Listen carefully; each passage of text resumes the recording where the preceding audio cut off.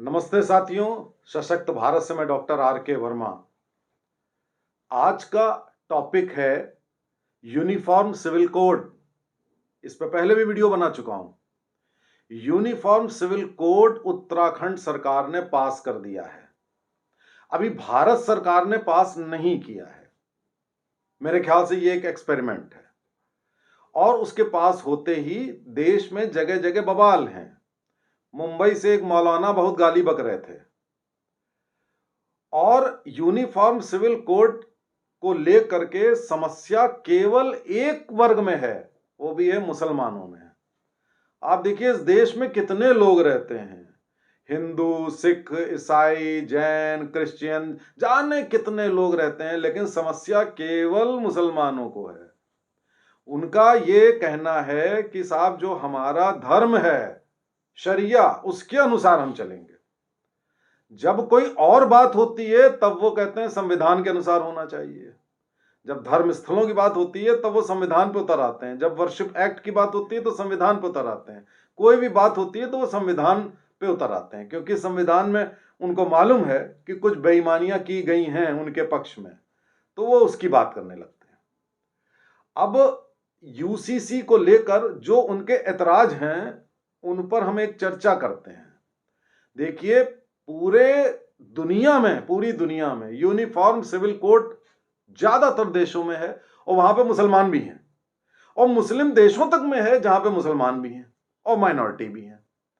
तो ये भारत में कोई अनोखा एक्ट नहीं आ रहा है। नंबर एक, हर देश में वहां मुसलमान भी है, वहां आप कैसे रहते हो। दूसरा कि आपके देश में जो संविधान दिया हुआ है उसमें यूनिफॉर्म सिविल कोड को फॉलो करने की बात लिखी हुई है, और सुप्रीम कोर्ट 4, 5, 6 मर्तबे डांट चुका है केंद्र सरकार को कि आप यूसीसी क्यों नहीं लाते हैं। और ये क्या कहते हैं कि इस मामले में संविधान नहीं चलेगा, इस मामले में हमारा धर्म चलेगा। अब आप देखिए जरा।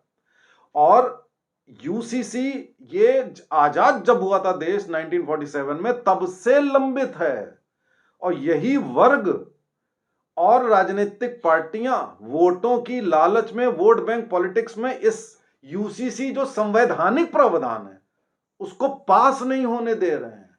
यहां तक कि 10 साल हमारी सरकार को हो गए हैं, हमारी सरकार तक अभी इसको पास नहीं करा पाई है। अब जो ये उत्तराखंड में पास हुआ है, तो उत्तराखंड का आप पृष्ठभूमि बता दें तो उत्तराखंड में पिछले 10-15 सालों से एक रैपिड इन्फ्लक्स हो गया है मुस्लिम पॉपुलेशन का। पहले वहां मुस्लिम इक्का दुक्का हुआ करते थे, आज Haridwar is a Muslim city. जो शिव नगरी है वो डेमोग्राफी में मुस्लिम सिटी है। पूरा उत्तराखंड मुस्लिम हो चुका है। तो अब ये जो एक्ट पास हुआ उसमें ये मुसलमान क्यों ऐतराज कर रहे हैं, मैं आपको बताता हूं क्यों कर रहे हैं। देखिए ट्रिपल तलाक का मुद्दा आपको मालूम था, लेकिन तलाक केवल ट्रिपल तलाक ही नहीं होता, इनमें 4-5 किस्म के तलाक होते हैं। उन तलाक के नाम बड़े अजीब से हैं।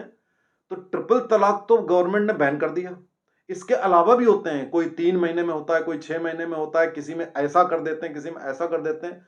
वो सारे तलाक बैन कर दिए गए हैं। अब केवल तलाक कोर्ट करेगा और कोई नहीं करेगा। हर शादी का रजिस्ट्रेशन होगा, काजी शादी नहीं कराएगा। हर शादी कराएगा भी तो रजिस्टर करवाइए जाकर के। तो इस तरह से शादियों को लेकर, एडॉप्शन को लेकर के, शादी की उम्र को लेकर, 15 साल की लड़की मुस्लिम में शादी हो जाती है, और जब तक दूसरे धर्मों की लड़कियों की शादी होती है तब तक उनके 4 बच्चे हो चुके होते हैं। वो पूरी डेमोग्राफी बदले दे रहे हैं। और मात्र डेमोग्राफी ही नहीं, बल्कि फीमेल्स की दयनीय स्थिति, इतनी दयनीय कि ना वो पढ़ती लिखती हैं, ना उनको कोई अधिकार हैं। और देखिए प्रॉपर्टी राइट्स इनमें है बेटियों को आधा देना बेटों की तुलना में। इनके धर्म में ये गलत है। बेटियों को बराबर का अधिकार देता है कोर्ट, तो ये अब इनके ऊपर भी लागू होगा। 2 मुख्य चीजें जिन पर मैं आपको चर्चा करना चाहता हूं, उनके ऊपर नजर डालिएगा। बाकी आप सब जानते हैं कि बहुविवाह नहीं कर सकते, पॉलीगैमी नहीं होगी, इनमें कोई भी चीज होगी सब कोर्ट और डिस्ट्रिक्ट मजिस्ट्रेट की निगरानी में होगा। तो अब आप चुप चुपाते अपने धर्म में, अपने घर में ये सब जो करते हो, कुरीतियां और कुप्रथाएं होती हैं, कुछ नहीं कर पाओगे। एक है live in relationship. Live in relationship बाकी समुदायों में ज्यादा होता है, मुस्लिम्स में बहुत कम होता है। उस पर भी एक चर्चा कर लेते हैं। ये लिव इन रिलेशनशिप हमने वेस्ट से ले ली कि लड़का लड़की एक साथ रहने लगते हैं बगैर शादी के, और उसके बाद जब 2 3 4 साल हो गए उसके बाद अलग हो जाते हैं।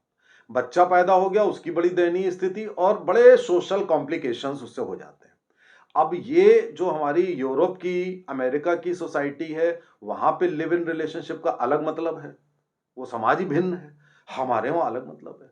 तो इसके बहुत अच्छे कानून आ गए हैं, ये जो यूसीसी में, उत्तराखंड में, जो कि बाद में केंद्र में भी आ जाएगा, कि भाई साहब लिव इन में अगर आप रहने जाते हैं तो आपको पहले रजिस्ट्रेशन कराना होगा। जाइए कोर्ट में, नाम लिखवाइए कि आप लिव इन में रहने जा रहे हैं, और अगर आपने छोड़ा तो जाइए फिर तब आप लिखाइए कि छोड़ने जा रहे हैं। तो अब आप सोचिए, और इसके साथ ही अगर बच्चा होगा तो उसको पूरे लीगल राइट्स होंगे। ये खैर पहले भी थे, बायोलॉजिकल फादर को झेलना होता है, सब कुछ देना होता है, खर्चा पानी। तो अब आपको लिव इन में रहने के लिए बहुत बड़ा डिटरेंट है कि आप, और एक चीज और, कि अगर 21 साल से कम उम्र है तो माँ बाप की परमिशन लो, लड़की के माता पिता की परमिशन लो, वरना नहीं रह सकते हो।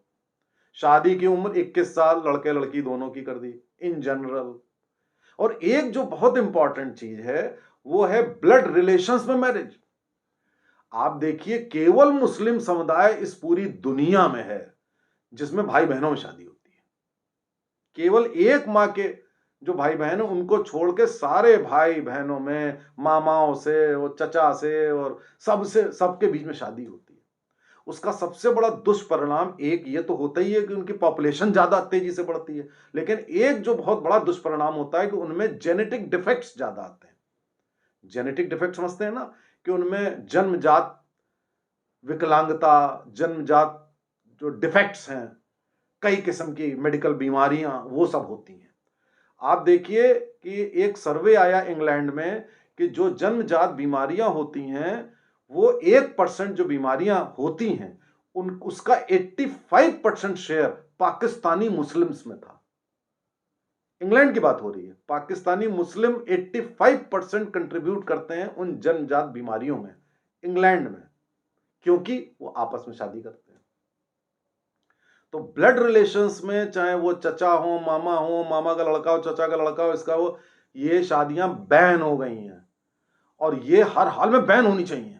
कैसे मुस्लिम मौलाना अलाउ कर देंगे कि ये शादियां होनी चाहिए, ब्लड रिलेशन, भाई बहन में शादी होनी चाहिए? हमारे सनातन धर्म में तो एक गांव है तो उससे 100 कोस दूर दूसरे गांव में शादी होती थी, एक गोत्र में नहीं हो सकती। उसके पीछे रीजन ये तो है ही जन्मजात डिफेक्ट्स वाला, इसके अलावा भी बहुत सारे फैक्टर होते हैं भाइयों। तो आप ये ब्लड में रिलेशन में कैसे मैरिज कर सकते हैं? तो एक देश और एक पर्सनल लॉ होना बहुत आवश्यक है, वरना सोशल फैब्रिक पूरा डिस्ट्रॉय हो जाएगा। ये जो कुरीतियां, कुप्रथाएं हैं, ये कभी खत्म नहीं होंगी। तो अब केंद्र सरकार जैसे ही गठित होगी, जो हमारा तीसरा टर्म आएगा, तो मैं आशा करता हूं कि तुरंत यूसीसी पूरे देश में लागू होगा। इसमें जो धर्म की दीवार लाने की ये जो कोशिश की जा रही है, जो ये षड्यंत्र रचा जा रहा है, ये बहुत गलत है। लेडीज से पूछ के देखिए, मुसलमानी जो औरतें हैं वही इसकी सबसे बड़ी शिकार हैं। तो इसको ठीक करने के लिए यूसीसी के बारे में जानना आप लोगों का बहुत आवश्यक है। प्रेस करिए सरकार को कि जल्दी से जल्दी पूरे देश में यह लागू हो। नमस्ते, जय हिंद, जय भारत।